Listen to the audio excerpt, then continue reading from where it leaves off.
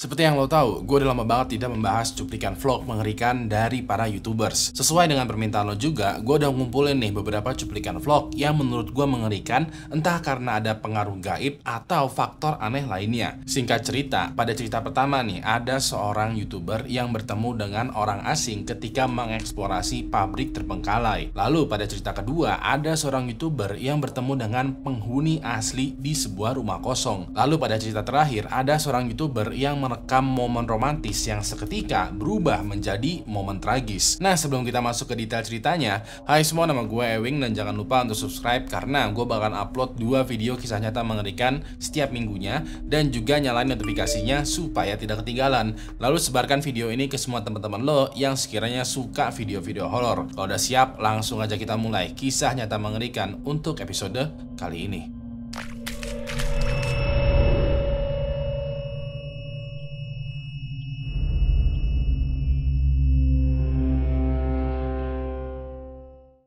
Pertama, penghuni pabrik terbengkalai.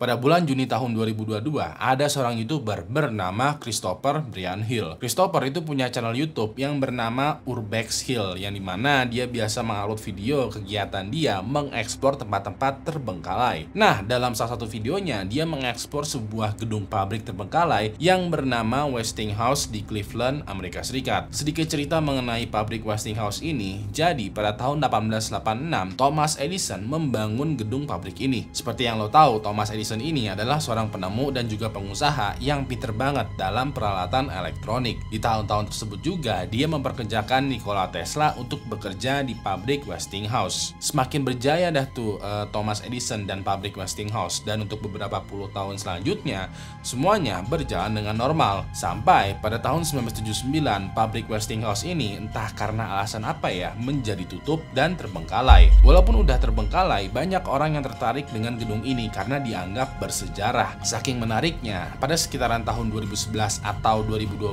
ya, gedung ini pernah digunakan untuk syuting adegan interogasinya Black Widow dalam film Avenger yang pertama. Gara-gara ini juga popularitas gedung ini semakin meningkat tuh, dan semakin banyak tuh YouTuber atau influencer yang coba-coba uji nyali di gedung ini. Nah, dari banyak YouTuber yang explore, Christopher inilah yang menurut gua mempunyai cerita paling menarik. Di dalam salah satu vlognya Christopher ya, seperti biasa, dia datang sendirian ke gedung ini berbekal kamera dan lampu senter doang. Suasananya itu benar-benar sepi dan cuman terdengar suara jangkrik aja. Walaupun begitu, sesekali Christopher bisa mendengar suara tembakan dari kejauhan yang memecah kesunyian. Sedikit info ya, Westinghouse itu kan terletak di Cleveland yang terkenal sebagai 10 kota paling berbahaya di Amerika Serikat. Tiap harinya ada aja baku tembak antar geng, antar individu, bahkan juga polisinya ikut terlibat. Biasanya kalau udah ada suara baku tembak terdengar, tingkat kriminalitas di daerah tersebut itu udah parah banget. Walaupun begitu, hal ini tidak menghentikan niat Christopher untuk mengeksplorasi gedung pabrik terbengkalai Westinghouse. Pas lagi eksplor, seperti biasa, dia ngelihat gedung kosong. Tapi yang membuat suasananya menjadi agak creepy adalah waktu itu Christopher melihat ada kasur dan selimut yang kalau disentuh itu masih hangat. Kalau kasurnya masih hangat, besar kemungkinan ada orang nih yang tidur di pabrik ini. Ini mulai aneh nih. Christopher pun melanjutkan eksplorasinya, dan pas dia sampai di basement, dia menemukan hal yang lebih creepy lagi. Gua mau lo perhatikan baik-baik.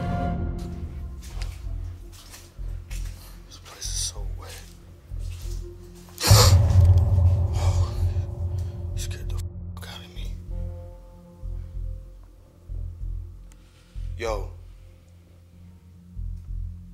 you need some help, bro? Yo. Fuck that. He's not even responding. I'm gonna leave him alone.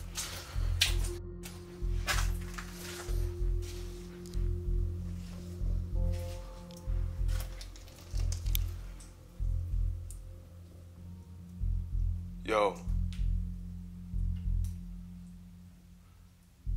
Yo. Hey, I got some money for you. Shit, he's not there. And he's not responding. Damn it. I bet you he's in that room right there.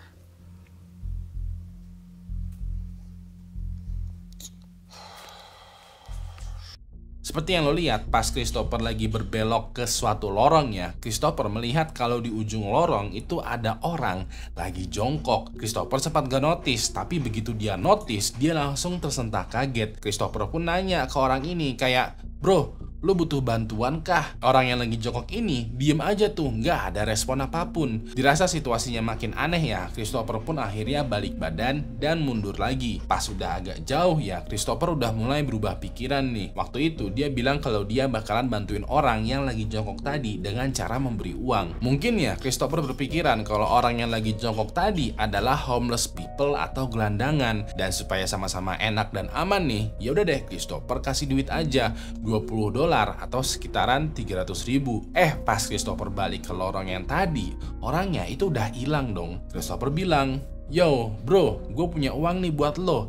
Tapi tetap aja nggak ada jawaban ataupun penampakan dari orang tadi. Christopher semakin lama semakin merasa aneh dan takut nih. Takutnya adalah orang yang tadi itu bukanlah penampakan hantu, tapi beneran orang yang berbahaya. Seperti yang udah gue bilang ya, pabrik ini kan terletak di Cleveland yang banyak terjadi baku tembak. Takutnya orang tadi adalah salah satu anggota geng yang kabur dan bersembunyi di pabrik terbengkalai. Biasanya namanya juga anggota geng selalu tuh membawa senjata. Dirasa makin aneh, Christopher pun akhirnya balik badan, mundur, dan OTW keluar dari pabrik. Pas lagi jalan, Christopher sebenarnya mendapatkan satu penampakan yang creepy, tapi dia tidak notice. Nah, gue mau lo lihat dengan detail karena siapa tahu lo notice dengan penampakan kali ini.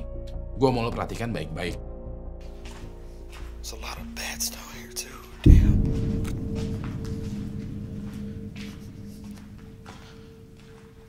Shit. These bats are everywhere. Kalau lo nggak lihat, gue jelasin lebih detail lagi ya. Seperti yang lo lihat, pas Christopher lagi mau jalan keluar, di sebelah kirinya itu kayak ada jalan gitu, kayak ada pintu. Di momen ini, Christopher itu malah notice dengan banyaknya kelelawar yang ada di langit-langit. Yang Christopher nggak notice adalah di balik pintu yang ada di sebelah kiri. Kalau gue terangin, bisa kelihatan jelas ada penampakan orang yang kemungkinan besar mirip seperti orang yang tadi lagi jongkok di basement. Kali ini penampakan orangnya itu lagi berdiri tegak, diam, dan melihat ke arah Christopher. Christopher yang gak notice ini jalan aja dengan santai lalu belok ke kanan. Ending dari vlognya adalah Christopher bisa keluar tuh dari pabrik ini dengan selamat. Dia juga bilang kalau dia gak mau balik lagi ke pabrik ini karena buat dia pabriknya itu terlalu aneh. Kedua, penghuni rumah terbengkalai. Pada bulan Maret tahun 2022, ada dua orang YouTuber yang bernama Chris dan Megan. Pasangan ini memiliki channel YouTube yang bernama BackInTime_MC.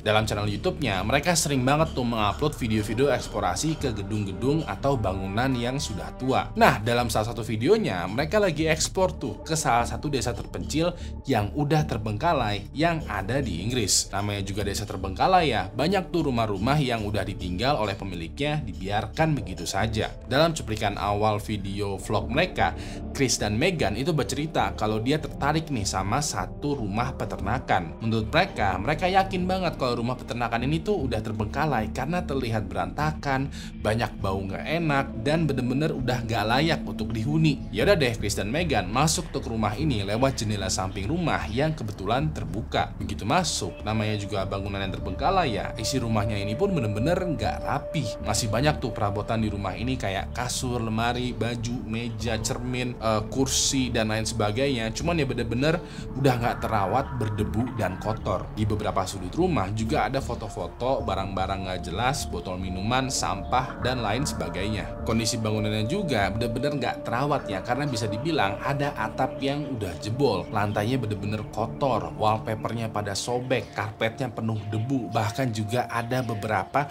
bangkai hewan yang tergeletak begitu aja. Bisa dibilang, rumah yang Chris dan Megan jelajahi kali ini adalah tipikal rumah yang terbengkalai dan gak layak sama sekali untuk dihuni. Walaupun begitu, ada satu hal yang mengganjal pikiran mereka. Pada saat mereka membuka lemari baju, mereka menemukan beberapa baju yang digantung dengan kondisi yang masih agak bersih. Ini agak aneh karena kebanyakan baju yang tersimpan di lantai atau sudut ruangan itu udah kotor banget. Ini kok ada baju di dalam lemari yang masih agak-agak layak pakai ya? Apakah karena tersimpan di dalam lemari jadinya bajunya agak bersih? Aneh aja gitu. Mereka pun lanjut mengeksplor dan sampailah ke suatu kamar yang ada di lantai 2. Pas mereka masuk, awalnya biasa aja, pemandangannya masih sama, rumah terbengkalai. Tapi beberapa detik kemudian, pas mereka lagi berdiam di kamar, mereka menemukan sesuatu yang membuat bulu kuduk mereka berdiri tegak banget. Gua mau lo perhatikan baik-baik. Wow. What an absolute beauty this place is. Try to get the light a bit better on there, but look at that bed.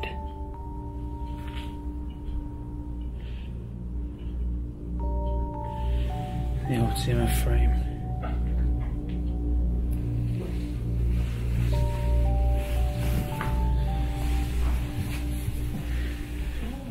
So it's still got the old bag. That's what the old people use these days, don't they? Get all their shopping in. Oh my god! Fucking hell! You're alive! You are? Fucking hell, man! You live in here, you can't live in here. Yeah? You No! can't. What do you mean you can't? Look We at thought it the was bed. abandoned. We thought it was abandoned. You can't live in here. Yeah. Holy shit! Are you okay? Yeah, thank you. We thought How that did you get in? there's a window that's open downstairs. Window open. Yeah, it's Yeah. just an open window. What we do, We do take videos on. pictures of like old farmhouses because we're really interested in it. Oh. We thought it was abandoned because of this. No. You live in here. Oh Why no! do you live in here? Is there no way you can go and look at it? Do you not think it's a bit? Yeah, it is, yeah. Have you not got family? No. You haven't. Oh Jesus Christ! I haven't got anybody. You scared the life out of. Seperti yang lo lihat, pada saat Chris masuk ke dalam kamar ini, situasinya itu masih sama aja. Rumah terbengkalai. Chris pun masuk dan sempat mengarahkan kameranya ke arah kasur. Chris nggak memberikan komentar apapun pada saat melihat kasur ini. Tapi seperti yang lo lihat, ada semacam barang gitu yang tertutup oleh selimut yang membentuk seperti gundukan. Chris pun menyorot ke sisi lain dan di sana ada semacam tas yang biasa digunakan oleh orang lanjut usia. Nah, pas Chris mau memeriksa lemari baju, tiba-tiba aja dari belakangnya Chris, dari tempat tidur yang baru aja dia sorot, muncul suara seorang wanita. Suaranya ini bilang, "Can I help you?" Atau "Ada yang bisa saya bantu?" Chris dan Megan langsung teriak kaget dong. Dia nggak nyangka kalau dia bakalan bertemu dengan penghuni dari rumah ini. Chris dan Megan pun ngobrol tuh dengan orang ini dan ternyata di kasur yang barusan dia sorot itu ternyata ada seorang wanita lanjut usia yang baru aja bangun tidur. Kurang lebihnya wanita lanjut usia ini nanya, "Kalian bisa masuk dari mana? Kok kalian ada di sini?" Ya udah deh, Chris jelasin kalau mereka masuk dari jendela samping dan mengira kalau rumah ini tuh udah kosong, terbengkalai, dan tidak ada penghuninya. Chris balik lagi nanya ke wanita yang lanjut usia ini kayak, "Nama ibu siapa? Ibu lagi ngapain di sini? Kok tidur di rumah kosong ini?" Ibunya ini lalu bercerita kalau dia tuh bernama Jane dan tinggal sendirian di rumah kosong ini karena tidak ada keluarga yang mau merawatnya. Setelah mereka ngobrol, Chris dan Megan pun pamit pulang. Mereka juga minta maaf kalau mereka tuh masuk ke rumah yang lagi dihuni tanpa izin. Untuk selanjutnya, Chris dan Megan bercerita kalau mereka tuh menggali informasi lebih lanjut lagi mengenai rumah terbengkalai beserta dengan wanita lanjut usia tadi tuh yang bernama Jane. Dari informasi yang mereka dapat, ternyata Jane itu adalah pemilik rumah tersebut. Dia tadinya tinggal sama suaminya, cuman suaminya ini udah pindah rumah, sedangkan Jane kayak kekeh ingin tinggal di rumah ini walaupun udah terbengkalai. Suaminya Jane ini juga sering banget tuh menjenguk Jane dan berusaha membujuk Jane untuk pindah ke rumah yang lebih layak dihuni. Tapi Jane-nya nggak mau, dia mau stay di rumah itu aja. Ya udah deh, suaminya Jane dan juga keluarganya mau nggak mau kayak sesekali menjenguk dan merawat Jane di rumah yang udah terbengkalai. Chris dan Megan juga udah menghubungi dinas sosial untuk memberitahu situasinya Jane. Dinas sosial pun membalas tuh emailnya Chris dan Megan dengan jawaban mereka udah tahu situasinya Jane, tapi mereka nggak bisa membanyak membantu karena Jane-nya sendiri yang memilih hidup seperti itu. Alhasil, keluarganya Jane dan dinas sosial kayak menghormati keputusan Jane dan membiarkan Jane hidup sendiri dengan caranya. Pertama, tunangan di dalam air. Pada tanggal 19 September tahun 2019, ada pasangan yang bernama Steven Weber dan Kanessa Anthony yang berasal dari Louisiana, Amerika Serikat. Pada hari itu, mereka lagi liburan romantis gitu ke Tanzania, Afrika. Diketahui ya, mereka berdua udah pacaran selama 2 tahun.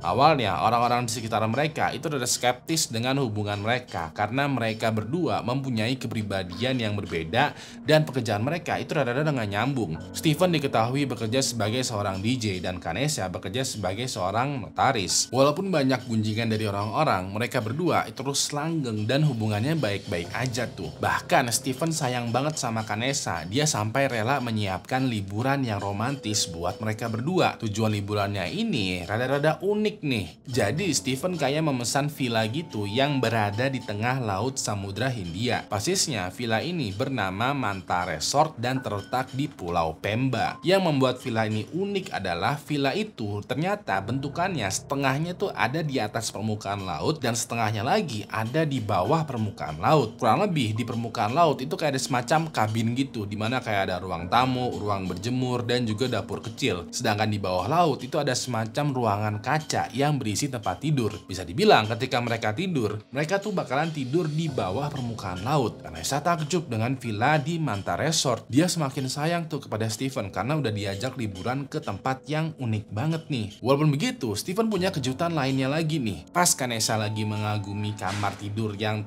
terletak di bawah permukaan laut, dia kan lagi lihat-lihat tuh ya ke arah laut dari jendela kamar. Pas dia lagi melihat-lihat, tahu-tahu di depan jendela di luar di lautnya ternyata muncul Steven lagi berenang. Kanessa ini semakin takjub dong, kayak wow, lu berenang di dalam laut dan gue bisa ngeliat, wah ini keren banget nih. Kanessa langsung mengambil kamera dan merekam Steven yang lagi dadah-dadah. Gak lama kemudian, seperti yang lo lihat dalam cuplikan vlog ini, Steven kayak mengeluarkan kertas gitu dan menempelnya ke jendela kamar. Kanessa baca dong kertas yang ditempelin Steven. Isinya kurang lebih adalah tulisan kalau Steven itu tuh bener-bener sayang banget lah sama Kanessa dan mengajak Kanessa untuk menikah. Beberapa detik kemudian Steven mengeluarkan kotak cincin gitu yang dibawa di sakunya lalu melamar Kanessa. Kanessa ini seneng banget dong ya, udah diajak liburan romantis, Steven melakukan atraksi dan sekarang malah diajak nikah. Itu girang banget lah. Kanessa menerima lamarannya Steven dan mereka kayak kode-kode gitu untuk ketemuan di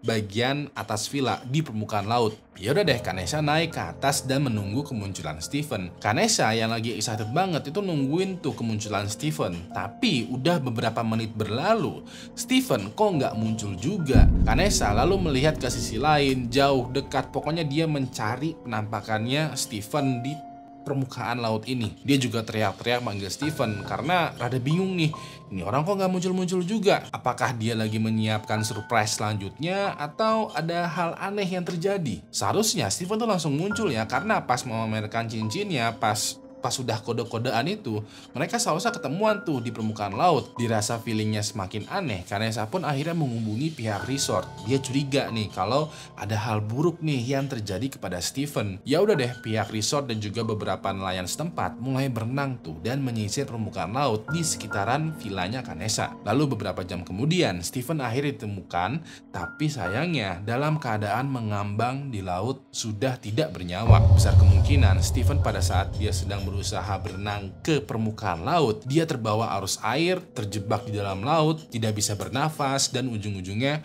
meninggal dunia. Beberapa minggu kemudian, Kanessa mengupload foto dia bersama dengan Steven di pinggir pantai Pemba dengan caption, "Kamu tidak pernah mendengar jawaban dari aku."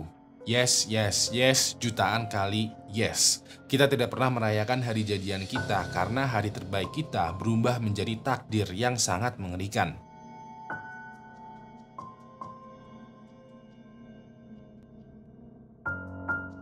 So, itu tadi adalah cuplikan vlog mengerikan dari para YouTuber. Gue mau terima kasih banget buat lo semua yang udah nonton video ini dari awal sampai habis, dan terutama juga kepada member dari Anti Halu Halu Club. Yang mau ikutan join membership Anti Halu Halu Club, klik aja tombol join di bawah ini atau link yang ada di deskripsi. Kalau sekiranya lo masih butuh asupan video horor, lo bisa kunjungin video yang ada di sebelah kanan atau channel Ewing XP, di mana gue bakalan live streaming hampir setiap hari. Terakhir, nama gue Ewing, dan sampai jumpa lagi di malam Jumat selanjutnya. Good night.